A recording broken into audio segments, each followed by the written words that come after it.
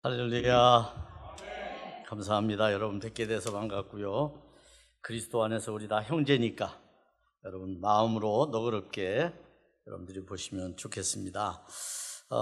경인교회 늘 지나다니면서 참 교회가 좋다. 응? 좋다 그러는데 아멘 안 하시네. 늘 교회가 좋다. 그리고 제가 김준규 목사님을 사실은 혼자 짝사랑하고 좋아했어요. 어느 날 갑자기 저도 모르게 전화를 돌렸어요. 우리 김 목사님한테. 뭐 제가 김 목사님한테 전화를 해야 되겠다 그래서 한 게 아니고 하다 보니까 그냥 나도 모르게 우리 김 목사님한테 제가 전화를 하고 있는 거예요. 그래서 전화를 통화하다가 오늘 이렇게 이 자리에 여러분 함께 볼 수 있게 돼서 너무 기쁘고 감사하게 생각합니다. 오늘 우리 남선교의 아마 제일 막내까지 돼 있나요? 네, 그렇군요. 너무 든든하고 많이 계셔서 놀랐어요. 요즘 어느 교회 가든지 남선교회 이렇게 많이 있는 게 별로 많지가 않거든요. 다 왔다가 그냥 가지. 요새는 남성이 파워가 있는 시대가 아니고 아내들이 파워가 있는 시대라서 갑시다 그러면 끌려가더라고요. 그래서 저희도 헌신예배 그러면 분명히 회원이 있어야 되는데 없어요. 그리고 몇 명 안 남아 있어요. 보면 왜 그런가 그랬더니 끌려갔어요. 그래서 참 속으로 이건 아닌데 이렇게 생각을 하면서도 세상이 그러니까 어쩔 수 없구나 이런 생각도 합니다만 너무 이렇게 많은 우리 남성교회에 계시니까 목사님 좋겠어요. 든든하시잖아요. 예? 여러분 든든하게 목사님 잘 받쳐주고 계세요. 아론과 훌처럼. 예. 그렇죠. 뭐 경인교회 너무 훌륭한 교회고 좋은 교회고 아마 인천 시민들이 경인교회를 나는 모르진 않는다. 왜 그럴까요? 예, 여기 아주 중요한 데가 있잖아요. 거기는 뭐 한 번씩은 왔다 가니까, 그죠? 네, 한 번씩은 왔다 가니까 여기서 사거리에서 항상 보면 바로 요 교회 옆에 와서 밥을 먹는단 말이에요. 그러니까 뭐 당연히 교회는 알게 되는 거죠. 저절로 전도가 되는 교회. 여러분 이 승화원 잘 하셔야 되겠어요. 여러분이 갖고 있는 어떻게 보면 영혼의 안식 그분들에게 빌어줄 수 있는 가장 가까이 있는 교회이기 때문에 저는 이것도 오늘의 우리가 어떤 그런 우리가 갖고 있는 선교지나 우리가 갖고 있는 삶의 자리들을 생각하면 이것도 복되고 참 귀하다 이런 생각을 하게 됩니다. 제가 조금 목사님보다 키가 작아가지고 좀 잘 안 보이시죠? 제가 앞으로 나갈까요 말까 고민 중에 있거든요. 잘 보여요? 그럼 나오지 말라는 거니까 제가 여기서 하겠습니다. 오늘 이제 목사님께서 말씀을 전해달라 그래서 무엇을 할까 고민을 했어요. 그런데 제가 교회가 뭘까라고 하는 걸 요즘 많이 고민하거든요. 좀 오늘날 시대가 그래서 그런지 교회가 과연 뭘까 이거에 대한 고민이 많습니다. 물론 뭐 우리 김진규 목사님은 저보다도 많이 고민을 하겠죠.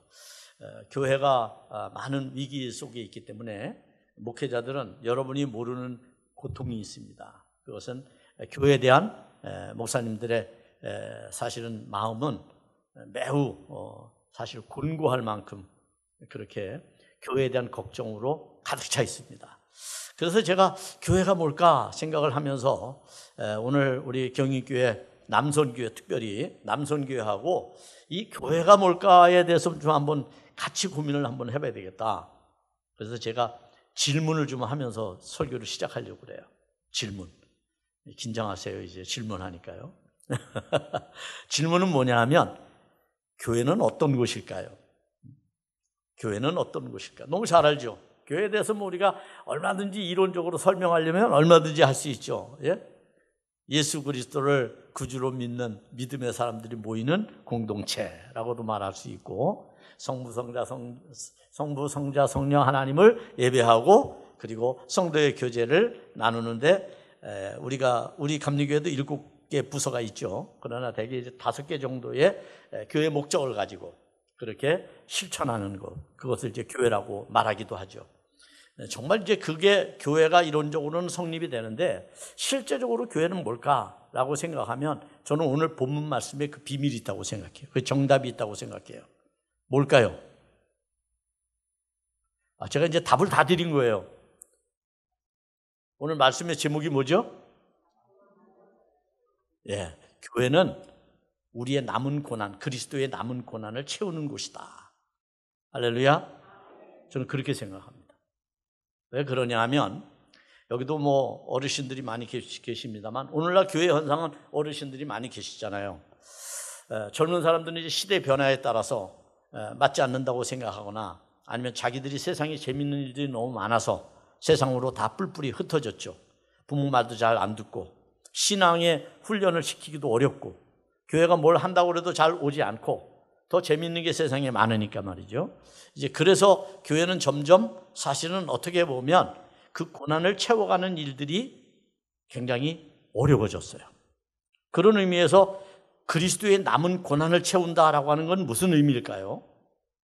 자, 그리스도가 고난이 남았을까요? 십자가가 지시면서 다 자기를 불살라 버리셨는데, 자기 육체를 다 찍히셨잖아요. 심지어 어디로 들어가셨어요? 무덤에 들어가셨잖아요. 예수님이 다 주고 뭐가 되셨어요? 여러분, 사람이 이제 다 자식들에게 재산도 물려주고 뭐 다 주고 이제 결국 숨이 꼴깍 넘어가면 뭐가 돼요? 뭐가 돼요? 예, 말하기 좀 그렇죠? 그죠? 말하기 그렇잖아요. 우리가 시체가 된단 말이에요. 다시 말하면 살아있는 존재가 아니라는 거죠. 죽은 존재라는 거죠. 죽었다고 하는 것은 우리 안에 그 어떤 생명도 남아있지 않는 상태예요. 완전히 소멸된 거죠. 생명이라고 하는 이 기운이 완전히 소멸된 거예요. 그렇게 소멸된 상태까지 이르도록 주님께서는 우리를 위해 다 주셨어요. 할렐루야. 여러분, 이거 믿죠? 네, 이거 안 믿으면 이제 크리스찬이 아니에요. 예수님은 그렇게 사셨다고요. 33년의 삶을 완전히 인류를 위해서, 죄인들을 위해서, 우리를 위해서, 오늘 남선교회 회원들을 위해서 완전히 생명을 다 소진할 정도로, 그래서 시체가 되어서 어디에 들어갔어요? 시체가 들어가는 장소는 하나밖에 없잖아요. 무덤에 들어가셨답니다. 무덤. 예수님이 무덤에 들어가셨어요. 완전히 자기를 버리신 거예요. 그토록 우리를 사랑하셨다고요. 그런데 성경은 바울이 그리스도의 남은 고난이 있대요. 이 이해가 안 되죠. 그리스도는 그 고난을 완전히 다, 자기의 삶을 완전히 소진할 때까지 다 사용하셨는데 아직도 남은 고난이 있다는 게 무슨 의미일까요? 이제 그것을 우리가 이제 생각해요. 우리가 이제는 그리스도에게 초점을 맞춰서 그리스도를 향해서만 계속 우리가 무엇을 요구하고 사랑을 갈구하고 우리가 구원을 우리가 구했다면, 이제 그것을 우리에게 주신 주님께서 우리에게 주신 우리 자신에게로 우리가 돌이켜봐야 돼요. 그래서 교회는 사실은 우리가 교회예요. 여러분이 교회죠. 여러분이 교회예요. 그렇기 때문에 여러분 자신이 바로 그 교회 안에서 그리스도의 남은 고난을 채워야 돼요. 우리 경익교회는 열심히 채우신 줄로 믿습니다. 그게 흔적이 이 교회 공동체의 모습이죠. 오늘 이 교회 성전에 꽉 차서 예배드릴 만큼 우리는 그리스도의 고난을 채우고 있는 사람들이라는 것입니다. 이건 뭐 부정할 수가 없어요. 너무 분명하죠. 그럼 그리스도의 고난을 채우는 이 교회로서의 사명을 우리가 그러면 어떻게 이해해야 될 것인가? 바로 그리스도의 남은 고난을 채우기 위해서 우리는 교회 공동체로 모였고 신앙생활을 하고 남선교회, 여선교회, 선교기관을 청장년 선교회라고 하는 선교기관을 만들고 우리가 계속 활동을 하고 있는데 바로 이 모습이 뭘까? 이게 바로 그리스도의 고난을 채우기 위한 우리의 노력이다. 아멘. 우리의 노력인 거예요. 우리는 지금 이 고난을 채우기 위해서 열심히 노력하고 계시는 거예요. 남성교회가 왜 헌신 예배를 드립니까? 그것은 그 고난을 우리가 또 한 번 더 채워보자고 하는 마음을 모아서 하나님 앞에 결단하고 결심하고 그래서 다시 한번 우리 스스로가 지나간 삶에 대한 여러 반성도 하고 새로운 말씀에 대한 비전을 가지고 우리가 좀 더 충실하게 이 일을 감당할 수 있도록 좀 해야 되는 모습, 그게 바로 그리스도의 남은 고난을 채우는 그러한 우리의 교회생활, 신앙생활, 믿음생활 속에서 있어야 한다는 것이죠. 그래서 선교회라고 말할 때 이 선교회가 결코 무슨 의미냐? 그게 바로 그리스도의 남은 고난을 채우기 위한 우리의 열심이다. 이렇게 말할 수 있어요. 성경에는 보면 여러분이 성경에 단어를 한번 열심 이렇게 쳐보면요 많이 나와요. 근데 그 열심이라는 단어의 최고의 단어는 뭐냐면 하나님의 열심이에요. 하나님이 얼마나 몸부림치며 열심을 내셨느냐 하면 독생자를 우리에게 보내시기까지. 여러분의 독자가 있어요. 독자를 딴 사람에게 쉽게 내어주겠어요? 절대 안 주죠? 우리 어르신 권사님들 얘기해 보세요. 절대 안 주죠? 네, 줄 수가 없죠. 내가 고통으로 낳았는데 진자리 마른 자리 갈아 누이면서 키웠는데 어떻게 줍니까? 그런데 하나님은 예수님을 그렇게 독자 예수를 그렇게 주셨다는 거예요. 우리에게 아낌없이 그렇게 줌으로써 결국 예수님 하나님께서 그렇게 하신 일을 뭐라고 표현하냐면 그걸 열심이라고 그래요. 열심. 여러분 교회에 얼마나 열심으로 일하고 계세요? 오늘날 이게 잘 안 되더라고요. 저도 보니까 오늘날 교회마다 1000명이 모여도 목사님들이 만나면 뭐가 없다고 그러는지 아세요? 일꾼이 없대요.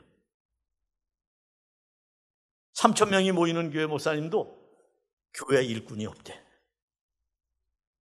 어떻습니까? 여러분은 일꾼이 많습니까? 네? 목사님이 뭐 좀 합시다 그러면 막 그냥 우리 흔히 이런 표현하지 구름대처럼 몰려든다고 말이죠. 그게 막 하십니까? 그런 열정이 있어야 돼요. 저희 교회는 제가 보니까 그런 열정이 아직도 조금 있어요. 있기는. 젊은 사람은 없고요. 젊은 사람은 전부 돈으로 해결하려고 그러고요. 어르신들은 아직도 그 열정이 있어서 교회 대청소를 저희가 항상 부활절 앞두고 우리 교회는 아주 전통적으로 대청소를 하거든요. 봄에.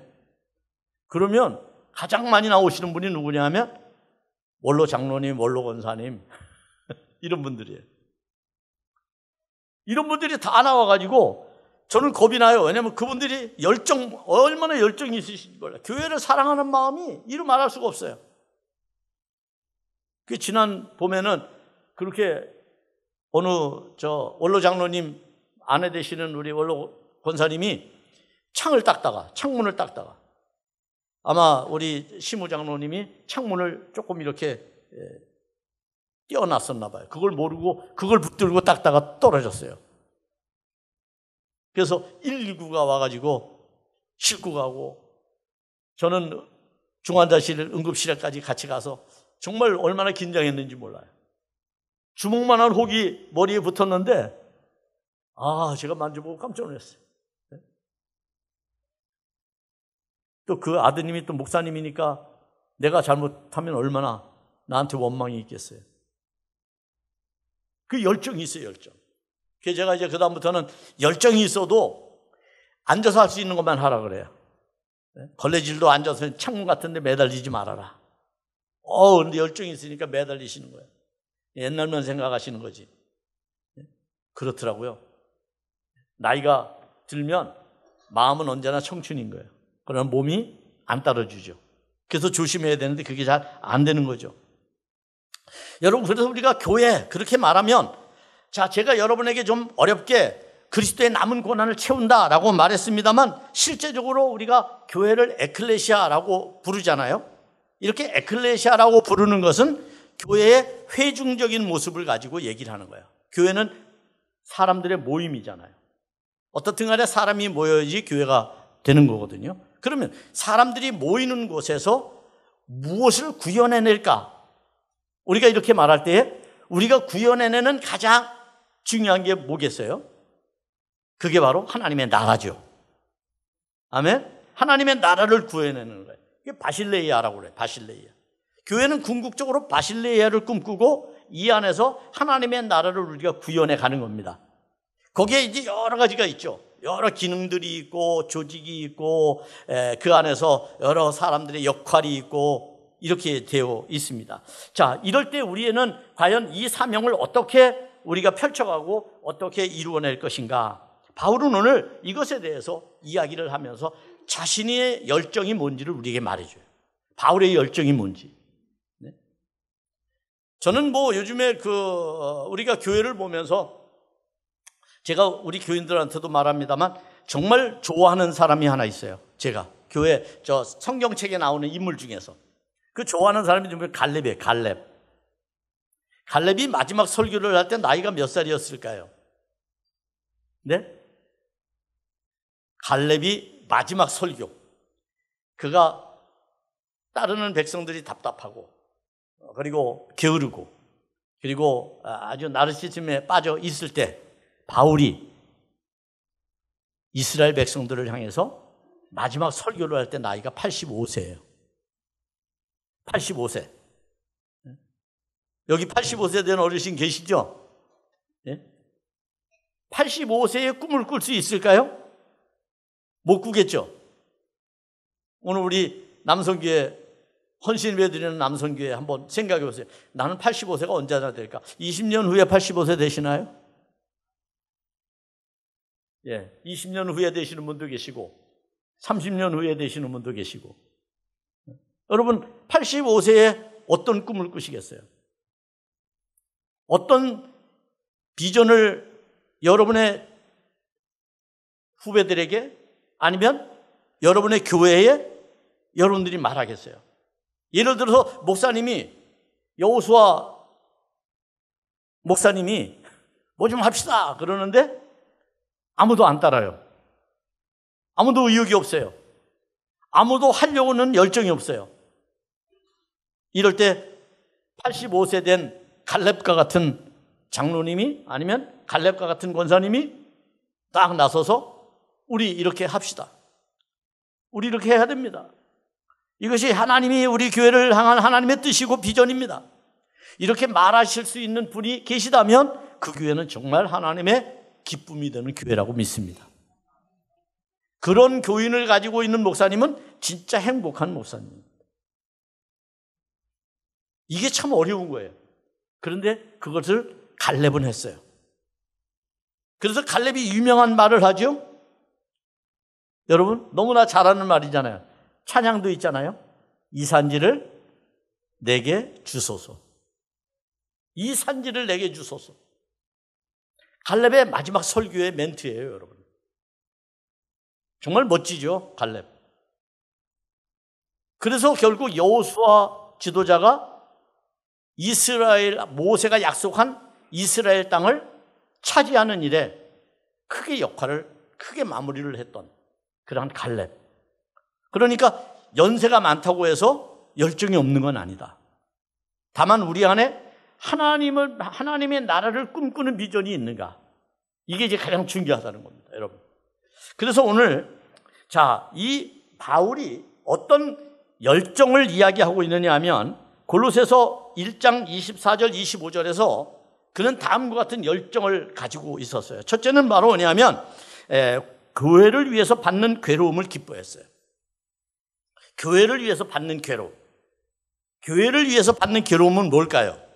여러분, 초대교회를 우리가 생각해 봐야 돼. 1세기. 먼 1세기. 우린 지금 21세기를 살잖아요. 그러니까 이제 1세기로 한번 우리가 여행을 떠나보자고요. 1세기로 여행을 떠나보면 그때는 어떤 시대였느냐 하면 지금 미국처럼, 미국의 트럼프가 얼마나 이런 땡깡짓을 해요. 그때 로마 황제 가이사가 땡깡짓을 했어요. 로마 황제 가이사. 로마 황제 가이사가 자기 마음대로 자기가 신의 자리에 올라가서 자기가 신인 것처럼 많은 사람들을, 자기가 다스리는 백성을 굴복시키고 민족들을 굴복시키고 자기에게 복종하게 하고 자기에게 충성하게 했어요. 그때 유일하게 아니요, 우리는 로마 황제에게 충성할 수 없습니다. 우리는 로마 황제에게 굴복할 수 없습니다. 우리는 오직 여호와 하나님만 믿습니다 라고 외쳤던 사람들이 누구일까요? 그게 여러분의 믿음의 선배들인 크리스찬들이에요. 그러니까 황제가 화가 났잖아요. 그래서 어떻게 하냐면 박해를 해요. 박해. 그래서 박해를 하는 거예요, 여러분. 황제에게만 오로지 주여라고 하는 말을 사용했는데 크리스찬들은 황제에게는 주여라는 말을 사용하지 않아요. 누구에게만 주님 그러느냐 하면 하나님에게만 주님 그러거든요. 우리의 주인이 하나님이라는 얘기예요, 여러분. 그러니 화가 나가지고 예수 믿는 사람들을 잡아다 죽이고 감옥에 가두고 핍박하고 고문하고 재산을 빼앗고, 여러분, 이런 일들을 수도 없이 했어요. 그러는 가운데 초대교회가 자신들의 믿음을 지키고 있는 거예요. 그러니까 우리가 지금 편안하고 종교의 자유가 있고 편안하고 먹고 살기에 충분하고 마음대로 행동하고 여행도 다니고 하는 우리의 생각으로 성경을 읽으면 성경에 감동이 안 생기는 거예요. 그러니까 성경은 정말 환난 가운데 핍박 가운데 읽어야 될 말씀이에요. 그러면 나는 그럼 내가 일부러 핍박을 받으며 성경을 읽어야 될까? 그럴 필요 없죠. 어떻게 하면 돼요?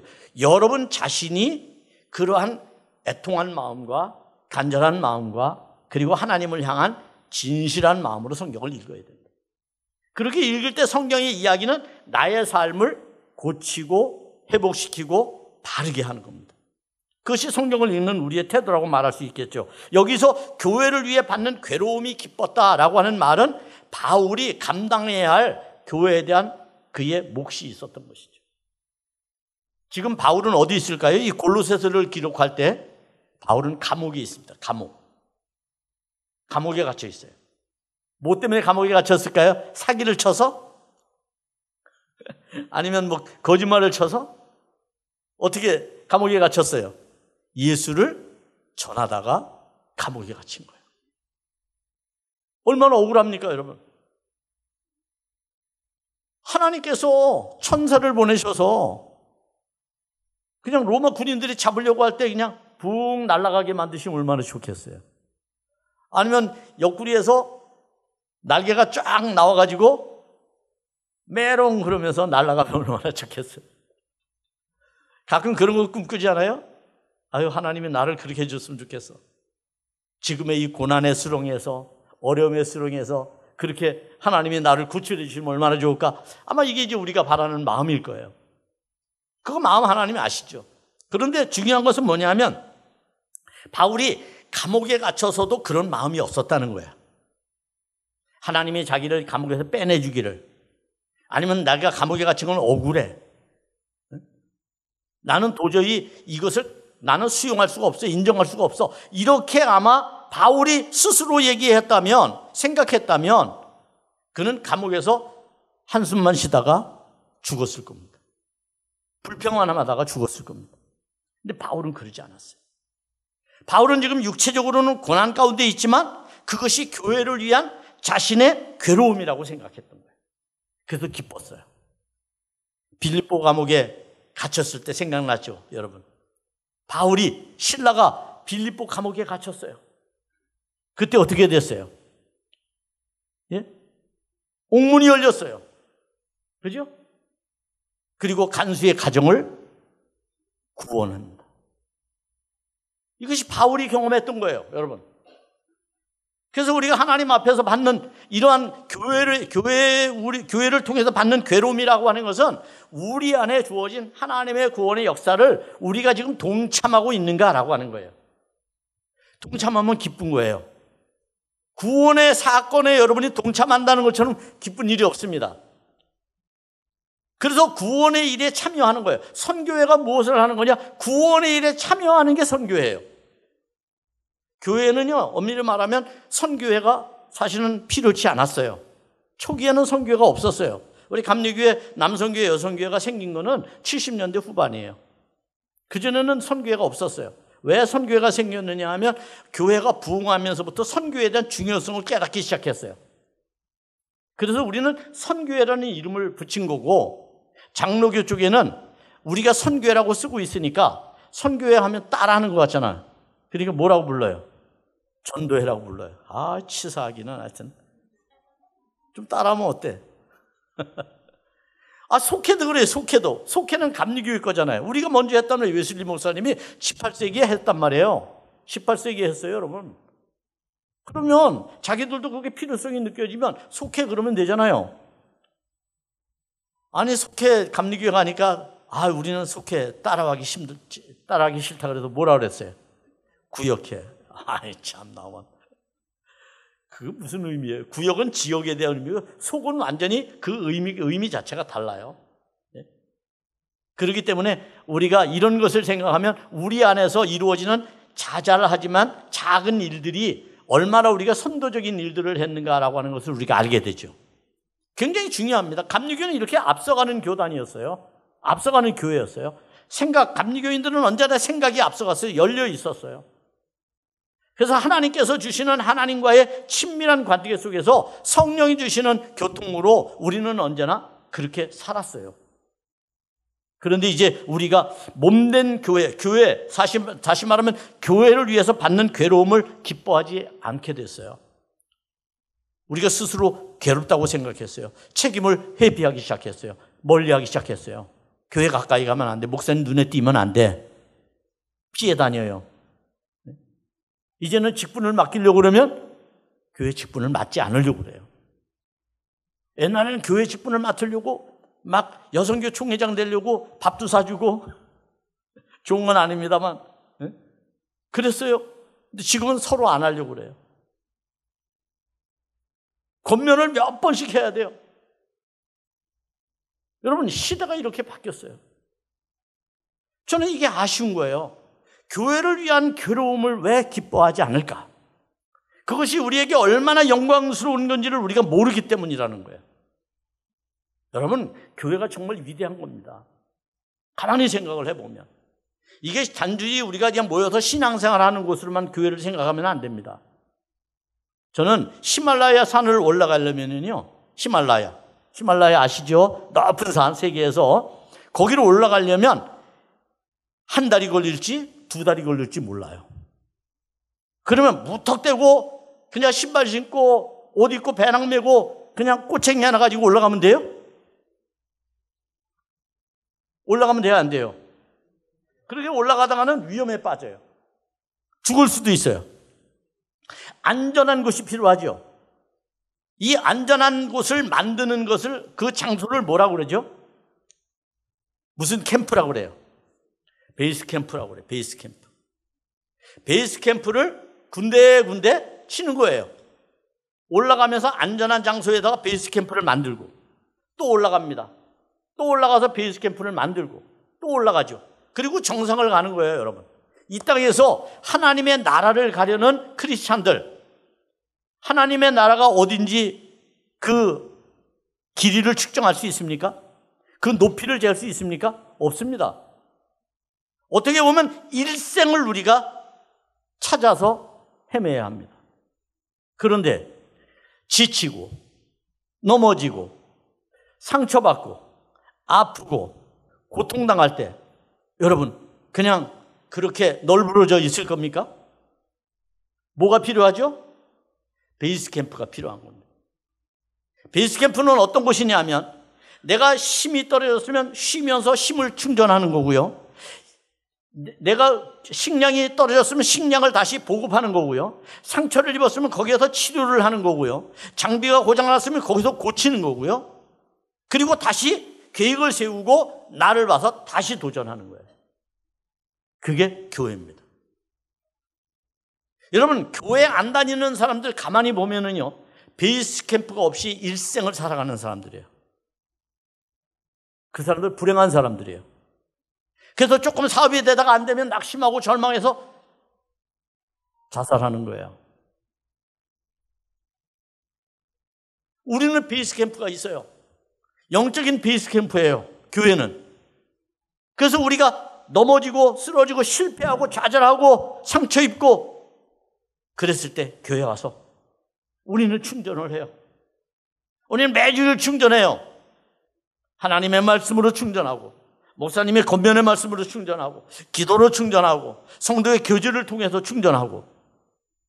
그건 굉장히 중요해요, 여러분. 고린도 후서에 보니까요, 이렇게 말했어요. 하나님이 우리를 위로해 주신대요. 근데 하나님이 우리를 왜 위로해 주시느냐 하면 이유가 딱 하나예요. 여러분 이뻐서 위로해 주시는 게 아니에요. 여러분 보고 마음 편하라고 위로해 주시는 게 아니에요. 위로해 주시는 이유는 지금의 고난을 견디라고 위로해 주시는 거예요. 그게 주님의 위로예요. 주님은 이 베이스캠프인 영적 성전에서, 교회에서 우리로 위로를 주시는데 뭘로 위로해 주시느냐? 말씀으로 위로해 주셔요.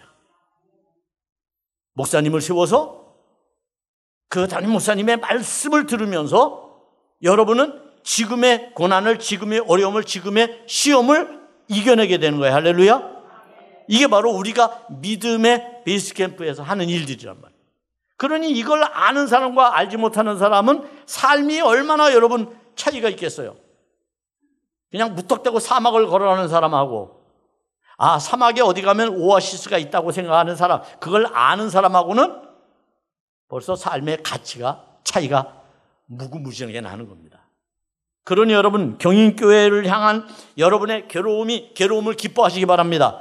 뭐 없겠지만 말이죠. 있다면 여러분 그걸 괴로움을 괴롭다고 여기지 마시고 기뻐하시기를 바랍니다. 하나님께서 여러분에게 주실 상급이 분명히 있을 것입니다. 두 번째는 그리스도의 남은 고난을 그의 몸된 교회를 위하여 육체에 채웠다라고 말했어요. 바울이 육체에 채웠다. 어디에 채웠다? 내 육체에 채웠다는 거예요. 이 말은 무슨 얘기냐면, 여러분 믿음이라는 게 어떤 게 진짜 믿음이라고 그러죠? 어떤 믿음? 행함이 있는 믿음이 진짜 믿음이라고 그러죠? 행하는 것은 육체적인 일이에요? 정신적인 일이에요? 육체적인 일이죠. 내가 무엇인가 남에게 손을 내밀고 남을 위해 나누고 희생하고 헌신하고 봉사하는 것들, 우리가 육체적인 일로 봅니다. 그러면 교회를 위해서 바울이 남은 고난을 몸된 교회를 위해 내 육체에 채운다는 말은 어떤 말이에요? 내 몸으로 교회를 섬긴다는 거예요. 여러분, 이게 참 중요합니다. 저희 교회는 지난주에 여기도 뭐 그러겠습니다. 맥주 감사 예물 드렸잖아요.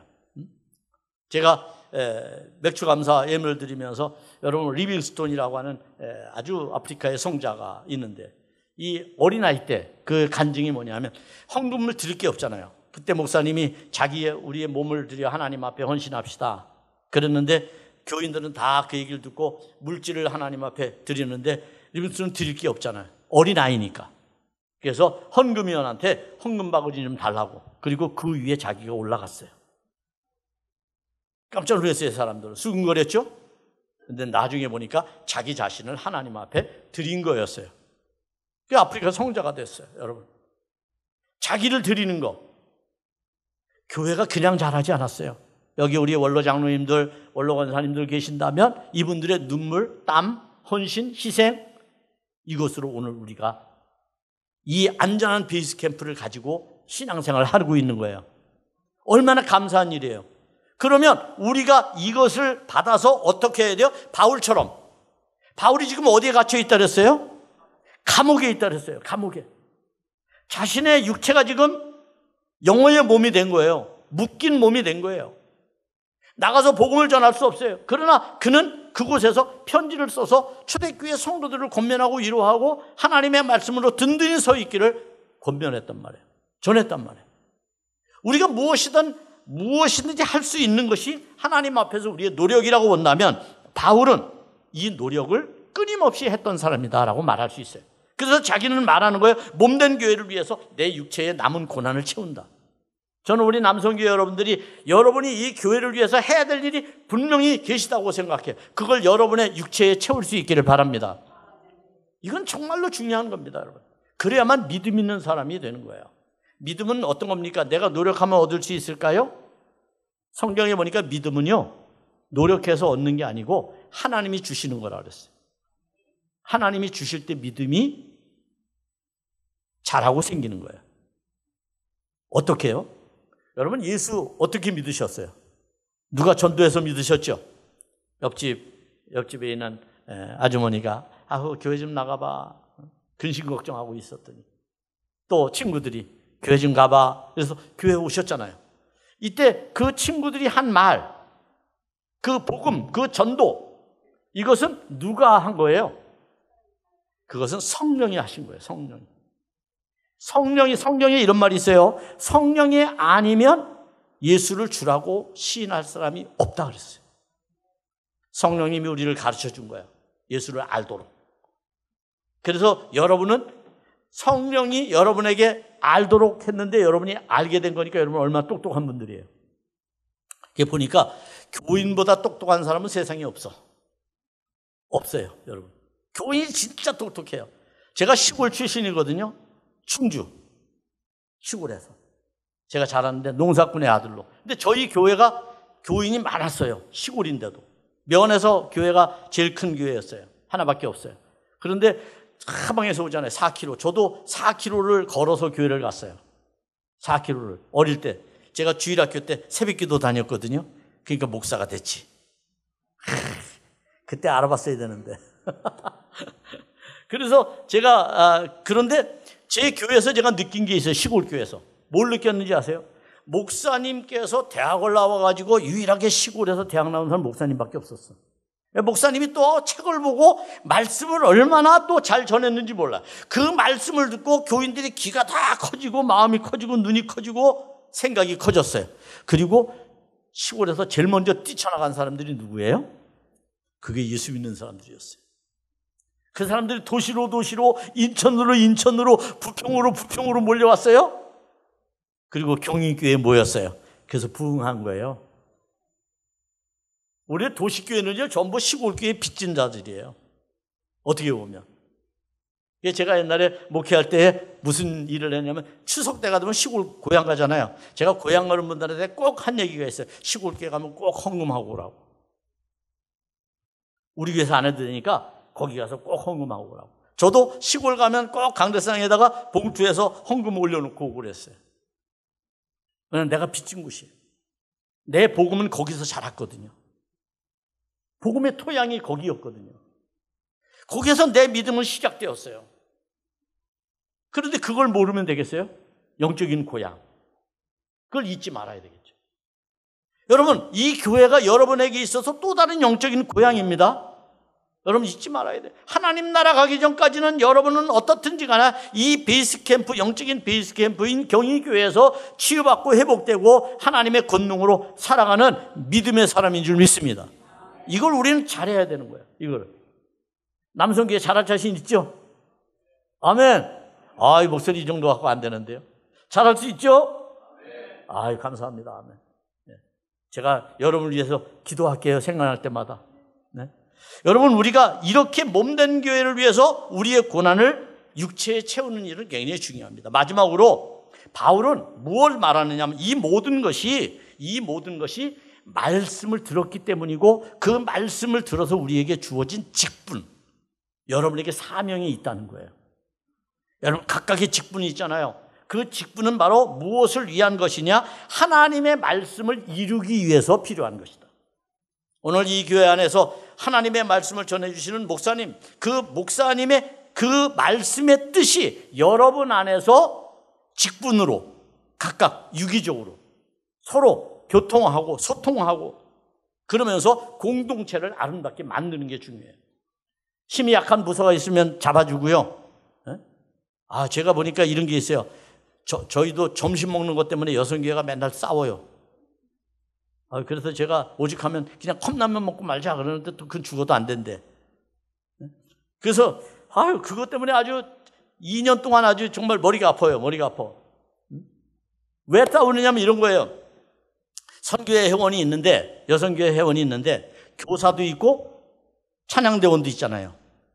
그런데 교인들의 생각이 참 얼마나 넓지 못하느냐 하면, 여러분 한번 생각해 보세요. 찬양대에 있는 여성교회 회원은 찬양대에 아침 일찍 와가지고 연습하고, 찬양대 예배 끝나고 또 밥 먹고 난 다음에 또 연습하고, 그것도 어려운 거거든요. 예? 여러분, 합창 연습한다는 게 쉬운 게 아니에요. 제가 요즘 목사 합창단을 하고 있거든요. 그래서 그게 쉬운 게 아니에요. 연습한다는 게. 1시간씩 앉아서 연습한다는 게. 그러면 그거 자체로 헌신하는 거예요. 교사들 아침 일찍 오잖아요. 그게 제가 뭐라고 그랬냐면, 그러니까 뭐라고 그러냐면, 우리 선교회 회원이 작은데 그거 빼주고 그러면 밥할 사람이 없다는 거예요. 그럼 제가 하지 말자고. 아예 안 된대. 그럼 어떻게 하라는 얘기야? 그 성가대 쓰지 말고 와서 밥해야 된대. 그럼 성가대를 안 쓰면 예배는 어떻게 드려? 교회는 예배가 더 중요한 거지 먹는 게 더 중요한 게 아닌데. 예배는 어떻게 드리냐고. 그럼 서로 이해해야지. 그래서 여성교 총회장을 불러놓고 제가 그랬어요. 여성교 임원들을 불러놓고. 앞으로 부족한 부서는 총회장하고 임원들이 가서 도와서 일하라고. 성가대 못 빼고 교사 못 뺀다. 뺄 수가 없다. 그러면 안 된다. 서로. 그 다음에 이제 남자들이 가서 해라. 제가 그랬어요. 그랬더니 남자들이 기절하려고 그래. 왜 그런가 했더니 한 번도 자기는 남자들이 부엌에 가서 일해본 적이 없대. 교회 40년 역사에. 내가 이게 무슨 교회냐고 그랬어요. 교회 오면 해야지. 집에서는 안 해도 용서가 돼. 그것도 용서 안 되겠지만, 그죠? 용서 안 되죠? 끄떡끄떡 하시는 분만 계시네. 그런데 교회 와서 안 하면 안 되잖아. 해야죠.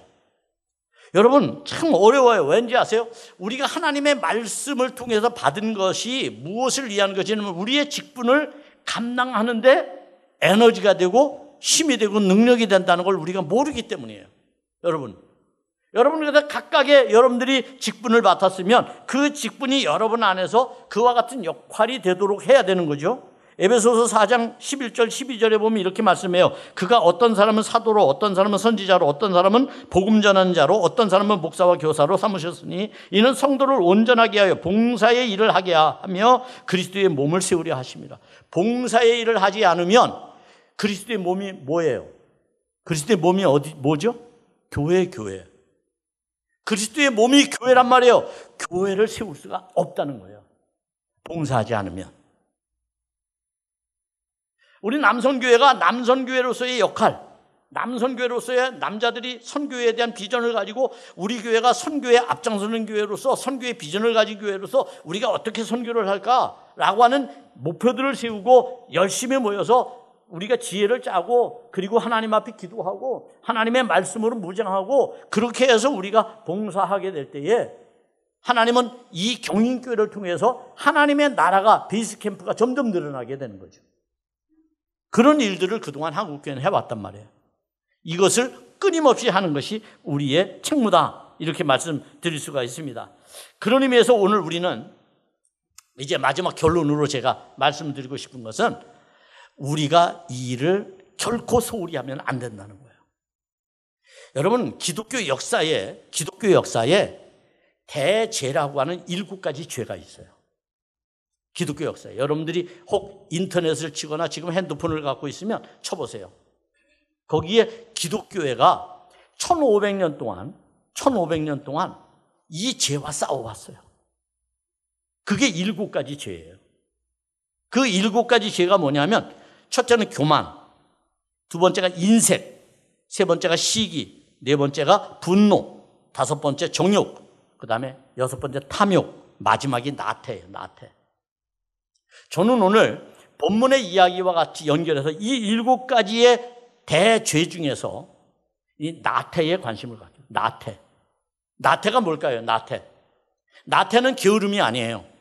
나태는요 소극적으로 행동하는 게 아니에요. 나태는 적극적으로 무엇인가의 일을 하지 않는 거예요. 내가 당연히 해야 될 일을 하지 않는 거예요. 내가 아버지로서의 책무를 하지 않는 거, 어머니로서의 책무를 하지 않는 거, 이런 것들을 말하는 거예요. 이것과 오늘 우리는 싸워야 돼요. 1500년 동안 기독교회는 이 7가지의 대죄와 싸워왔어요.